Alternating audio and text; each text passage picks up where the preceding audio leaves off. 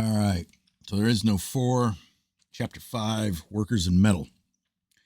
There are in this land 2 tribes of smith workers and metal forgers, and one is the Merkings who remain among the Quicta, and they tell a tale of a flight from the west where their forebears lived in painted abodes cut out of rocks.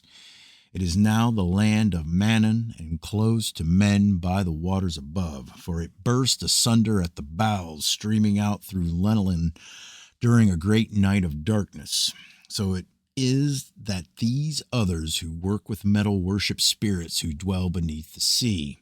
They do not worship gods as the Quicta do, and still cast food upon the waters, but they do have god beings which are less than gods, and worship these, calling them Haspa, Yelpa, and Tiz. They acknowledge Blasis and leave offerings to Nana. Oxen are sacred beasts to them, and they do not eat the flesh of geese, believing them to contain the souls of women.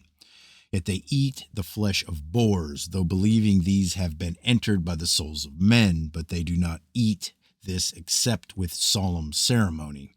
Once, though no longer, their chiefs were not succeeded by their sons, as now, but brother succeeded brother by the mother. Then succession was by the mother's daughter's son. In the days before Umpapal was the great chief, wives were their property of all men of the household. It was not until after the coming of those who followed Lugad, the bronze finder, that many changed their ways. After Lugad came, the dead were no longer buried in the old manor, nestled in bows of stones. They were laid out straight, heads to the west, with their comforting objects and oak bows, as is done today. These other metal workers learned their craft from Yassus, otherwise called Hestabel, though some say there were 2 and brothers.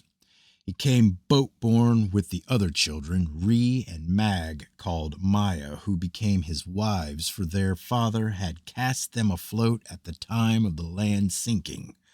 This is not a tale known to us, and not being ours is not well understood. They were fortunate to escape the underwater dwellers who lurk in the depths to snatch seafarers down to destruction. We've heard many tales of our times concerning the Burkamkan, which dragged seacraft down to destruction in all the 4 seas of Britain. Yassus was saved by the people of the Bear and became their chief, but they married among the dark Femen and became as they are today. These people were disliked because of their ways, but were not shunned. No king ever molested our forebears, for they threatened no one and served all alike. They went freely from place to place with their hearths and were law-abiding folk and not land-hungry.